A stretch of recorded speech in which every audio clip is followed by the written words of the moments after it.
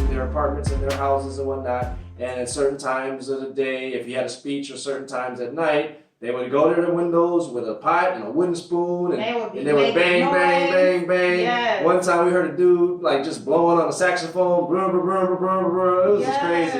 I think we got some footage or some recordings of that.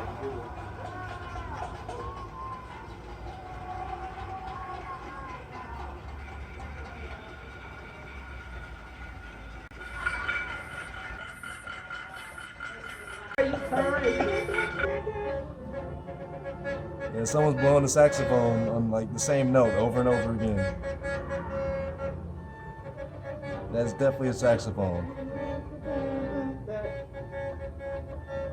What about some voices? Oh, I hear a few. Yeah, people screaming.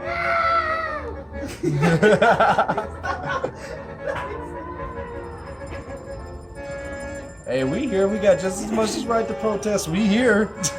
If you ain't taking it serious, why not? That was interesting. See, how they were protesting against the non-action. But it was protesting while still being self-isolated. It wasn't like on the streets protesting like you might be accustomed to in the United States. Mm-hmm. So after a while, after over a month, we got news from our contact at the consulate that there would be no repatriation or humanitarian flight from Sao Paulo to Asuncion, Paraguay, and we waited patiently there, but in the end, there was no repatriation flight. No. And so, and the reasoning, the reasoning behind that was there was not enough demand in regards to Paraguayans who were interested in actually taking the flight, because it wasn't going to be a free flight. It was something that you had to pay for. Right, and on top of, and there's thousands of Paraguayans in Sao Paulo still right now, but because the pandemic has affected so many countries in a very similar manner and there's so much unemployment, most of these Paraguayans that would like to go back to Paraguay that were working in Sao Paulo are no longer working, and so they don't have the money. They're just trying to pay the bills and keep the roofs over their heads, and a lot of people are going to the consulates just trying to get food and stuff like that. So it's a really sad situation. Really bad for some people. Right. So the next step for us that was suggested to us to be able to gain entry into Paraguay would be to travel to the border city, the city that's on the border between Brazil and Paraguay, which is called Foz de Iguazu. And that's where the bridge, it's called in English the Friendship Bridge, or the Puente de Amistad in Spanish. That is the bridge that crosses the Paraná River, which divides Paraguay from Brazil. So, we started to see, how we're going to get there, and there were no buses and no planes.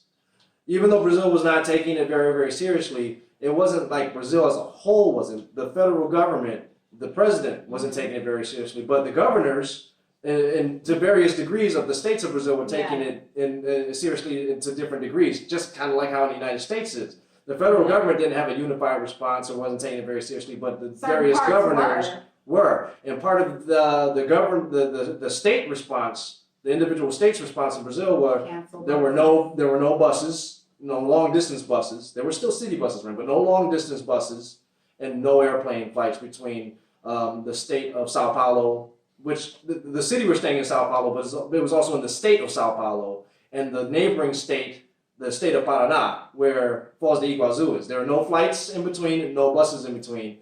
So our contact had to get to thinking and planning again. And so our contact at the consulate told us basically we've got to rent a car.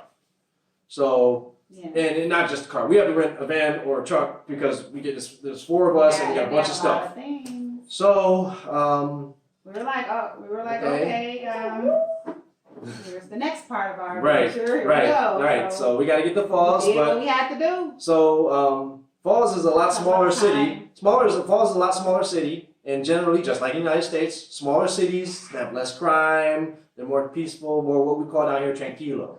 So even though we could have stayed in an apartment, kind of like how we stayed in an apartment in Sao Paulo with the gates and the guards and the cameras and all that stuff, we were a bit more comfortable with renting a house. So we looked and saw what our options were, and there were some apartments and houses that gave us all the amenities we were looking for, which included, enough room for all of us to sleep comfortably, a kitchen where we could cook, because we didn't know where we were going to be, a very affordable price point that we were comfortable with, Wi-Fi, because that was our main means of communicating with family and friends in multiple countries. So there were options, basically. Right, and we found some options. And then we also had to do the research on a vehicle. And so we were able to rent a vehicle. We were able to make the reservation for the house. So we had the vehicle lined up, we had the house lined up. And so next was to do the freaking drive. Yes. Talk about the time. Okay, gosh. if you're not familiar with Brazilian geography, Sao Paulo is on one side of the country near the ocean. Yes. Paraguay is in the middle of South America. It's one of the two landlocked countries there, and it's on the border of Brazil on the other side of the country. And luckily, thank God, it's the part of the country that's kind of narrow compared to how wide Brazil can be, because Brazil gets really, really wide when you go further north. But where the area we had to traverse was only at best 12 hours. Only. Driving. So we had to do what we had to do. We rented the vehicle. Well, I took a taxi to go pick up the vehicle. Thank God everything with that went smoothly. Our contact at the consulate was able to get us a SIM card, because we couldn't get a SIM card on our own and start cell phone service in Brazil because we didn't have the right documents to do that. So she got us a SIM card because we weren't going to take a road trip with no Brazilian cell phone service or nothing like that. No. Even though their highway, literally like every kilometer, there is an emergency phone. Every single kilometer, there is an emergency phone. But we don't speak Portuguese. Right, so that doesn't help us too much. But it was nice to see, for people that can use it. Right. So, but anyway, before we even seen any of that, like you said, we made sure we got some type of cell phone service that we could have access, that we could use while traveling. Just in case we had an emergency, because if you've ever taken a road trip, at best 12-hour drive is not a short drive, and we wanted to be prepared. So in the they helped us out a lot. Getting back to that, that's another thing. She helped us. Thank God she helped us with that. Card. Yeah, where did you do that? Right. And remember, we're not Paraguayan citizens, so she's not even doing this in an official capacity. She's doing this out of love of her own heart. So that's another thing that we really love about her and the culture down here in general. People care about people, and they generally want to help people. In general. Right. So so we pack up, we throw everything, pack everything up, throw it in the truck. We rented this ugly van truck thing called a Fiat Duplo. We'll show you a picture of it. It's ugly. Doesn't matter. It doesn't matter. Thank God we had it. Right, it did the job. Yes, okay? It's still ugly. Muy feo. And so we hit the road early in the morning, about 5, 6 in the morning, so we could theoretically get to Foz de Iguazu, hopefully not too late in the evening. We didn't make the trip in 12 hours. It took more about 13 and a half. You got to make stops and get gas. And they were like... Take a nap. Well, we didn't take a nap. But, a short one when we make that one stop for food. Oh, but anyway, and there were like a million tolls. There were a million tolls. Oh my gosh, that was so annoying. But thank God, I thought that, okay, when I did route everything, I saw it was a toll road. And I'm like, well, I don't know how much these tolls are, but let me go hit up a Brazilian ATM and get some reals. Get some Brazilian reals. I had no idea how much to get, but thank God, the amount I decided to get, which was about 300 reals, which equals about $60 US, it was sufficient. That was just a guess. So it was just a guess. Kudos to you. So interesting we didn't know how much it was going to cost. Interesting thing about Brazilian ATMs, for cardholders of Brazilian banks, obviously it doesn't work if you're not. It doesn't work for me because I don't have the biometrics. They're biometric. They have a fingerprint scanner, and for where you put your fingerprint, it also has a place for you to put your palm/wrist or whatnot to make sure you actually have blood circulation. It must have been some really People must have been getting their hands or fingers cut off. I don't know. To make them, to have put that in place. That's all. So I was quite taken aback when I went to the ATM and saw they had not just biometrics that make sure that your body parts, there's a pulse connected to your body part. I'm like, I was like, yet another reason why we did not choose to stay in Brazil. This was necessary. That's all we were trying to figure out. Not that we don't know, but you know what we're trying to say. Right. So, but anyway, it was interesting. But high security though, right? Yeah, very high security. But because we were pulling from our U.S. bank account, that didn't apply to me. But Brazilians, I guess you got to get your fingerprint scanned and make sure that there's pulse going through your arm, your hand, or whatever. That's every time you go to ATM. So, another interesting fact. While we were driving, we saw on my way to get the rental car, I talked to a taxi cab driver. He spoke Portuguese, I spoke Spanish. Close enough we could communicate. There were very, very long lines at some of these ATMs and banks, and I asked him what was going on. And he told me, well, this was the government paying people out because of the pandemic. They were getting payments every month. And this was, in contrast to the United States, just giving a one-time subsidy payment that a lot of people still, to this day, still haven't even got. So, and it ain't enough to do anything. Right. Thankful for it, but yeah. So they could have did better than that. But the Brazilian government was paying people monthly at this point, like a lot of other countries were. So that was interesting. So anyway, fast forward back to us. We packed the car up early in the morning. Yes. We'll pack the truck up early in the morning, and we hit the road. Got Google Maps, works great. We had it all routed. Because we had phone service, I could stream music and stuff like that. Because the truck we had didn't really have really good radio reception. They cheaped out on the radio antennas, whatever, I don't know. But eventually, when we didn't have phone service, we were able to pick up some local stations with the very limited range the radio had. So, but we had music that we were used to, and we had music that we weren't used to, and that's great too. At least we had some entertainment. Right, a little bit. Let's see, we made a few stops to get something to eat, get gas as necessary, and it was a very, very uneventful road trip. Just long and a bit tiresome.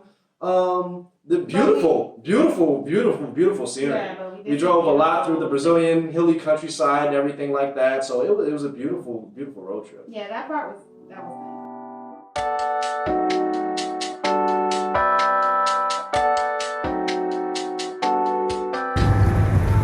There is my husband driving. Say hi. Hey y'all. I want to say hi. He's tired. Say hi, Nigel. I want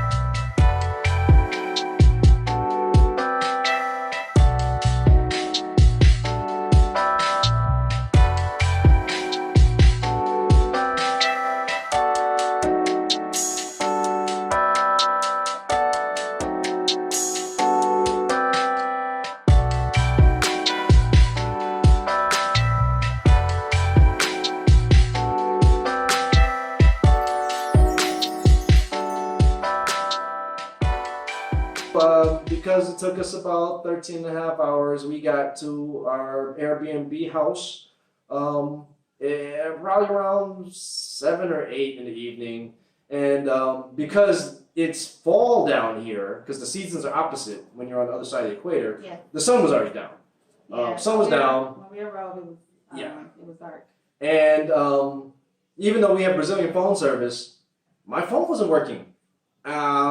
And that was still don't know why. Yeah, weird. I think it had to do with the fact that we had, traveled so far. I had to resync it up and whatnot. After turning it off, turn it back on a few times, it actually it got connected. So it wasn't a big problem. It just had to resynchronize with the local towers better. Yeah. And so after that, we were able to contact our hosts, of the house, and they showed up maybe about 5-10 minutes later. Oh, but before that, we tried talking to some neighbors, and they didn't even speak Spanish, just Portuguese, so that didn't help. Because we're like, hey, do you know the neighbors? Like, no. Did you call them for us? Yeah, it was our phone wasn't working. But we got that working, thank God. And they came, gave us the keys, And we checked in, and we got some rest. yes. Oh. My goodness. We were so We got some tired. sleep, We pretty much, actually, no, we had to eat something. And so thank God they ordered some food. We asked them for some recommendations, and they ordered some food for us because we didn't have a way to order food. We didn't speak Portuguese, Not yet, and we didn't have access to any of the food delivery services at that time, or at least we didn't know we had access to them. We actually did, but we didn't know.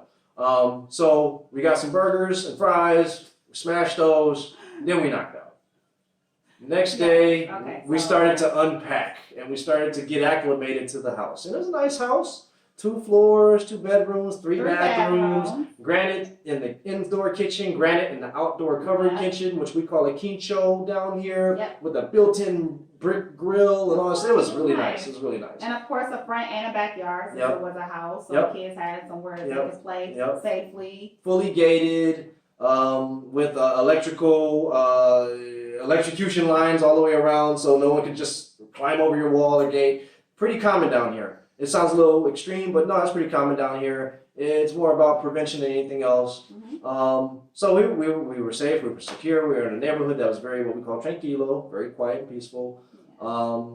It kind of reminded us of Paraguay, of our neighborhood. It was very quiet and there, it wasn't super fully developed, so there were some empty lots here and there, and the street was cobblestone, like in our neighborhood. So it kind of felt like we were home.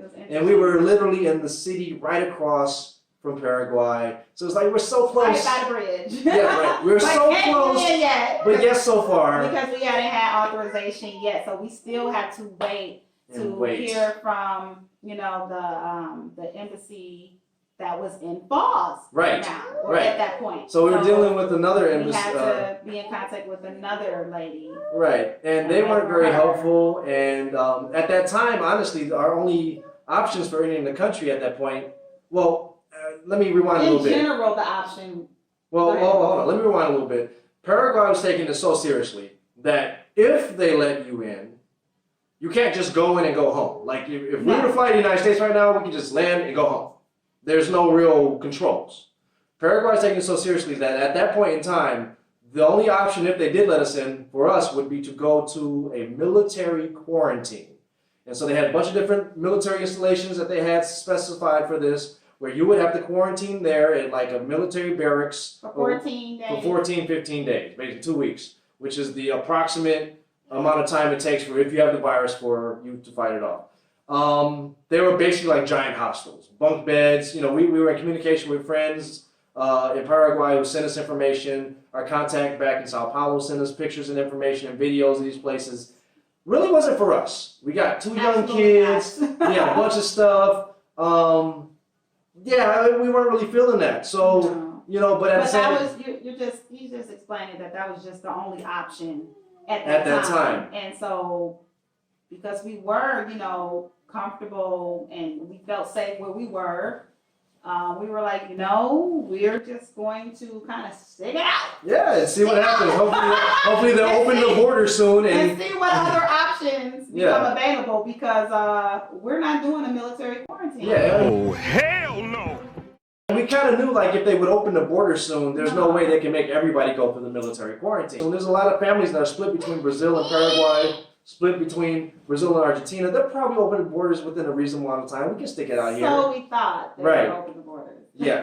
And so we were, and we were there. Again, over a month. Another month waiting for some type of new information or new update in Foz de Iguazu. Right. And as we mentioned before, we were every week, at least once a week, but more like at least twice a week because of Bible studies and worship service on Sundays. We were able to keep busy. We kept busy and we kept our friends and church family abreast of what our status was, and they passed news along to us from Paraguay. And one of the things they told us about when we were in one of our little fellowship sessions after, I think it was a Bible study or maybe it was after worship service, was, hey, good news. There's a program the government is starting called Hotel Salud.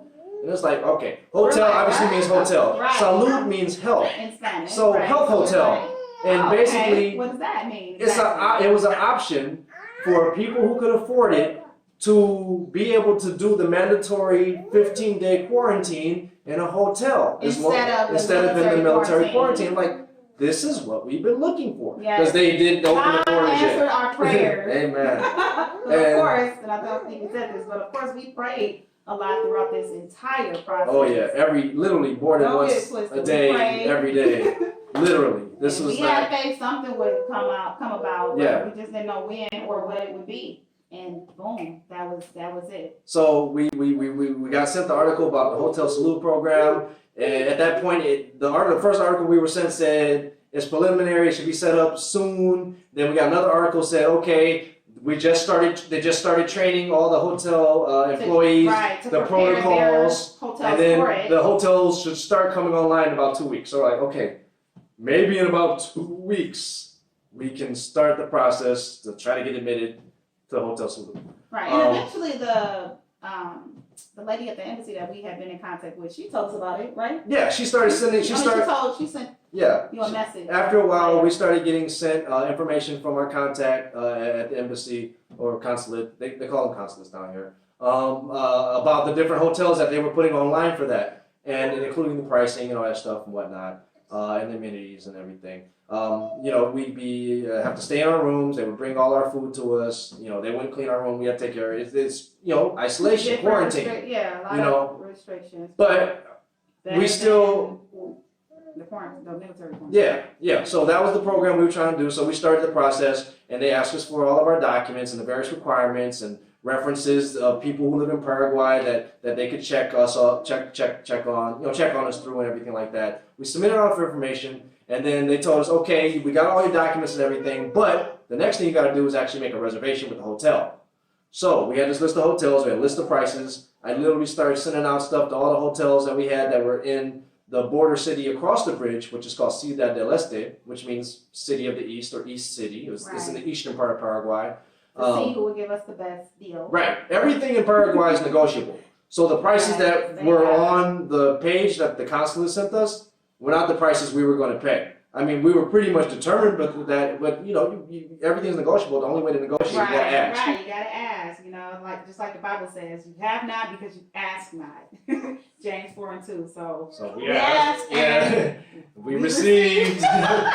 we were able to get better pricing than what was published. Yep. By the consulates when they sent us the list. Thank you, Lord. Yes, amen. Because it was not inexpensive. No. It's not super expensive, but it's not inexpensive. Talking about 2-week hotel stay on top of everything we've already been through and all the extra expenses, unexpected extra expenses that we already had. So and it added up. Yeah. So we were trying to get whatever break we could, and we got one. Yeah, so we got one. So we picked a hotel based off of the renegotiated prices and one that could accommodate us in regards to us not having a vehicle, and they could actually come and pick us up from the migrations office in Paraguay and take us to the hotel and accommodate all of us and our things. Because again, there was 4 of us and all of our things, including stuff for babies. And all the hotels didn't offer that type of service. Like once you leave the migrations office, them being readily available to pick you up. The hotels didn't offer that. And we were like, why not? What's wrong with them? So of course we didn't pick any of those. Or if they did offer it, it's extra fee. So we found a hotel that gave us the best price and offered that free of charge. So now that's where we are right now. We are in our. That is where we are. Yes, we are in Paraguay in Ciudad del Este in a hotel that has been designated as part of the Programa Hotel Salud. Yeah, So we have just completed our first week of the 2-week mandatory quarantine, and hopefully in another week we'll be able to rent a car and make the 5-hour drive from eastern Paraguay to western Paraguay to the Gran Ascension area where we live. Gran Ascension is basically another way to say metropolitan Ascension. We don't live in Ascension, but we live near Ascension, like in the surrounding suburbs. So we're happy to be back in Paraguay. We were so close to getting home. We're actually in the country we live in. We're just on the opposite side. But thank God it's only a 5-hour drive and not a 12, 13, 14-hour drive like it was across Brazil. Oh my gosh, right, because we did that already and we are not trying to do that again. But if we had to, we would. Right. But, you know, thanks to God Almighty, it's not necessary. We just gotta, we got just a few hours. So this is basically has been our longest layover ever. It's been, wait again, we gotta say it again. Longest layover ever. Basically 3 months. Like literally. The layover costs as much as plane tickets or more. Yeah, so we definitely in the middle of the pandemic. In the middle, yeah. Yeah. So, oh man. So this is basically, in a very, very, very large nutshell, has been how the pandemic has personally affected us. right. So we want to know, how has the pandemic affected you guys? Yeah, let us know in the comments, what's been going on with you all. How have you been handling things? We hope that you guys are okay. But I know it's been really hard on a lot of different people for different reasons. Yeah. A lot of people have experienced deaths, sicknesses, People we know as well. unemployment, and just a lot of things, depression and everything. So we've been praying for you guys back in the United States or wherever you are. We've been praying for the whole world, honestly, every day. As we should, as Christians. So. Yeah. So. Yeah, as you just heard, you heard our, I don't want to call it crazy journey, but it was kind of crazy. We've been calling it our extended crazy journey. We've been calling it our unintended adventure. That's what we've been calling it. Yeah. We were just trying to get home. Yeah. And so if we didn't want to stay in space. Literally, if we would have left one day earlier. Yeah, we didn't point that out. We were literally like a day late. Yeah, if we would have left one day earlier. Or if there was a flight to Paraguay that didn't leave so late. We didn't know though it was going to be. They literally closed the borders while we were waiting to take our next flight. So we were traveling. Yeah, if we would have left one day earlier, and those flights were actually available, we would have never gone through all of this. But you know what? Our plans are not always God's plans. We've been leaning on Him this whole time, and we've been so grateful. Yes, the whole time, and we've been taken care of, even within our storm. Yeah, we've been so we're grateful. Still not even all the way out of it. We've been so grateful. Things have still been going well for us because of the grace of God. We always give glory and honor to Him. We know it was not us; it was definitely God looking over us. We could definitely and easily be one of those people that are still stuck outside of Paraguay trying to get home. Yeah, we talked about that. We mentioned them, but there's still, right now, there's thousands of Paraguayan citizens, not just in Brazil, but all around the world. Spain, United States, Brazil, Argentina, a lot, and then other countries as well, who are trying to get back to Paraguay, and they can't. They're literally stuck where they are trying to survive in a country that they are not from. And no longer employed. And so, we are very, very grateful that God has taken us through this whole ordeal, essentially unscathed. This wasn't our plan, but we've been happy, we've been healthy, we've been safe. Yeah. So that's those are the main things you can hope for, and that's everything that we've had. And so we're just so grateful for that. Yes, we feel very blessed. Thank you, Jesus. Yes, amen. Amen. So I guess that is it for this video. Yes. Thank you guys so much for watching. Like I said, leave us a comment below. Let how have things been going for you. I hope okay. Or great. Hopefully great. Some people, we know that this is not affecting everybody the same way. It's not. Right. So some people, it hasn't affected them anyway. Some people are even prospering from this situation. Some are. So, let us know in the comments how you've been dealing with it, how it's been affecting you.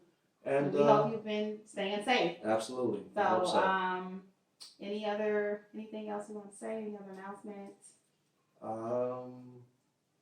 Well, as we had mentioned before, we don't really do videos that much or that often. We hope that now that we're back in Paraguay, since we have more time, because we didn't have as much time when we were back in the United States, and Dealing with going business. and then dealing with this whole 3-month-long journey. Making videos was really not on our priority list. But we feel like since we're kind of towards the end of our journey, we were able to throw together a little bit of time to do this. Finally, right. like you said earlier, though, this is day number 2 of us just trying to get this together. Yeah. So because just different things kept happening with our little set and with the kids and just trying to get it together and have the right lighting and quietness, and it's a whole lot that you need to get together, including your energy level. Like right now I'm getting tired, but thank God we're at the end of this video. But all of those things play a role in trying to create a video. So but hopefully 2 days to try to get this together, y'all. And now we got to edit it. But hopefully we can start to make videos a little bit more frequently. We've been getting a lot of comments and questions and stuff like that. So hopefully we can start to make videos a little bit more frequently, addressing your questions and inquiries. We know that with all the things going on in the United States right now, there are a lot of people who are thinking about, hey, is there somewhere else I can go? And we've been getting more and more subscribers, and we're not even really promoting the channel or anything like that. So we realize that there's a thirst, and there's a lot of interest for the information that we have in our experiences. So we're going to try, no guarantees, but we're going to try to make videos a little bit more frequently. We're going to try to host a live stream soon, so maybe we can perhaps start to answer some of your questions live. So look out for some announcements for that. So we're going to try. No guarantees. We got 2 little kids. We left the United States so we could focus on our family and them especially. We're not YouTube slaves or anything like that, but we're going to try because we recognize that people are getting more and more interested in our experiences and the information we have. So we're going to try. That's all you can say. Okay, I think they get the point. All right. So that is it for now. Thank you guys so much for watching. I hope you made it through both parts, because I'm thinking this is going to be a 2-part video. But anyways, thank you guys, and we're going to go now. We're tired. So that's the end of our journey so far. That should have gotten you all caught up to speed, right? Yeah. I don't think we left anything out. So that's that. This has been Paradise in Paraguay, the longest layover ever. COVID-19 edition. COVID-19 edition. It's still not over. But anyways, we will holler at you guys later next time, okay? Right. Peace. Bye. Nos vemos. We need to handle some business. Mostly to deal with some property that we own, but some other things as well. And